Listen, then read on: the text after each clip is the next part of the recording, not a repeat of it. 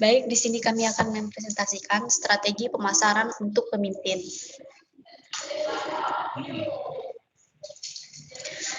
Yang pertama, strategi pemimpin pasar. Kebanyakan industri berisi atau satu perusahaan yang menjadi pemimpin pasar yang diakui. Perusahaan ini mempunyai pangsa pasar terbesar di pasar produk yang relevan dan biasanya pemimpin perusahaan lain dalam perubahan harga. Pengenalan produk baru, cakupan distribusi, dan intensitas promosi. Meskipun pemasar mengasumsikan merek terkenal sebagai mereka yang menonjol dan dalam pikiran konsumen, kecuali jika perusahaan yang dominan menikmati monopoli hukum. Perusahaan tersebut harus selalu waspada. Yang kedua, memperluas keseluruhan pasar. Pelanggan baru, semua kelas produk mempunyai potensi untuk menarik pembeli yang tidak menyadari keberadaan produk atau yang menolaknya karena harga atau tidak adanya fitur tertentu. Ukuran kemasan lebih besar terbukti dapat meningkatkan jumlah produk yang digunakan konsumen pada suatu saat tertentu. Peningkatan frekuensi konsumsi.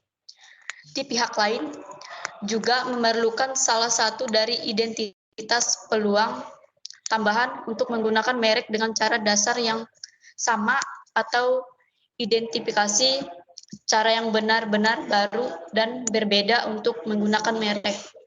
Konsumen dapat melihat produk sebagai produk yang hanya bermanfaat di tempat-tempat tertentu dan saat tertentu, terutama jika produk itu mempunyai asosiasi kuat dengan situasi penggunaan atau tipe penggunaan tertentu.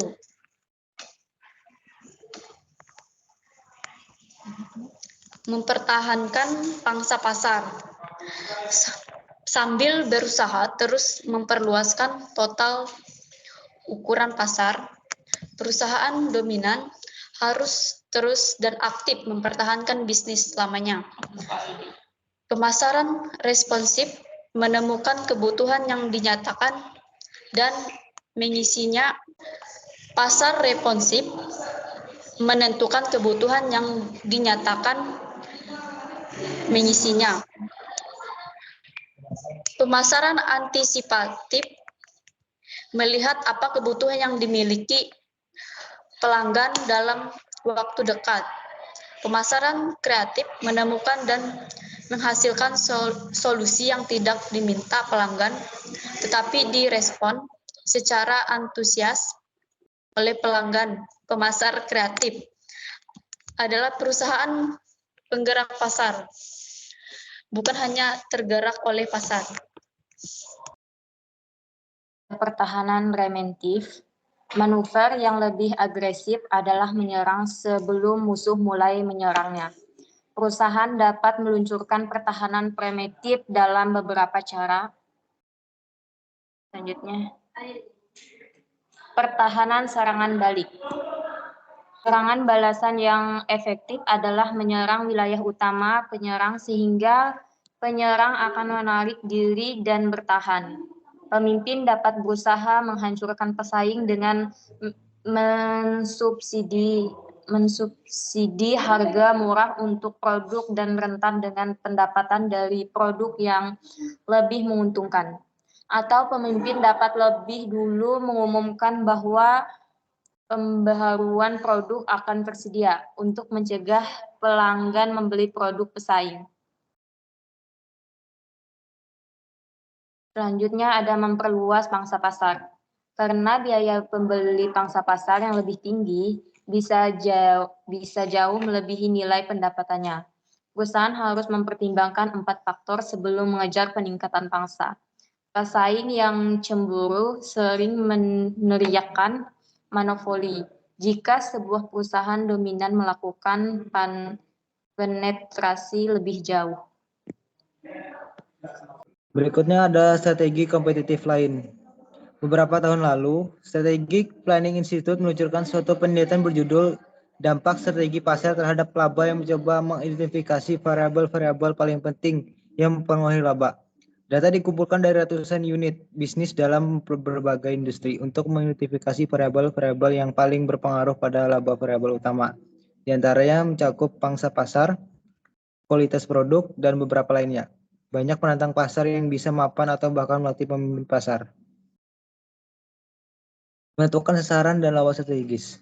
Seorang menentang pasar harus menentukan dulu sasaran strategisnya. Sebagian besar sasaran strategis penantang pangsa pasarnya. Strategi alternatif adalah mengunggul inovasi pemimpin di seluruh segmen. Jadi Xerox merebut pasar fotokopi dari 3M dengan mengembangkan proses fotokopi yang lebih baik.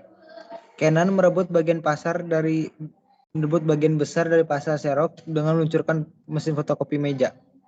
Memilih strategi serangan umum. Serangan frontal dalam serangan frontal murni, penyerangan menyamai produk, iklan, harga, dan distribusi lawannya. Prinsip kekuatan menyatakan bahwa pihak yang memiliki sumber daya lebih besar akan menang. Serangan frontal termodifikasi, seperti penurunan harga, dapat berhasil jika pemimpin pasar tidak menyerang balik. Dan jika pesaing meyakinkan pasar bahwa produknya sama dengan produk pemimpin, dalam persaingan geografis, bidang titik penantang merupakan bidang di mana lawan tidak mempunyai kinerja yang baik. Baiklah, selanjutnya strategi pengikut pasar. Beberapa tahun yang lalu, Profesor Levitt menulis artikel berjudul Innovative Imitation, yang di dalamnya ia berpendapat bahwa strategi peniruan produk mungkin sama menguntungkannya dengan strategi inovasi produk. Panasonic menghasilkan laba yang lebih tinggi dari Sony karena ia tidak menanggung biaya inovasi dan pendidikan. Sony memandang Panasonic sebagai musuh yang menyusahkan. Banyak perusahaan peringkat kedua yang lebih suka mengikuti daripada menantang pemimpin pasar. Next, kesimpulan dari materi ini adalah strategi untuk menjadi pemimpin, penantang, pengikut, atau pencuruk pasar yang sukses meliputi memperluas total permintaan pasar, melindungi pangsa pasarnya, meningkatkan pangsa pasarnya, dan berfokus pada pengembangan pelanggan. Perusahaan juga harus melakukan inovasi berkelanjutan dan memimpin industri dalam mengembangkan produk baru dan pelayanan pelanggan, efektivitas distribusi, dan penurunan biaya. Peningkatan pangsa pasar dapat meningkatkan laba perusahaan. Next. Baiklah, itu saja materi dari kami. Wassalamualaikum warahmatullahi wabarakatuh.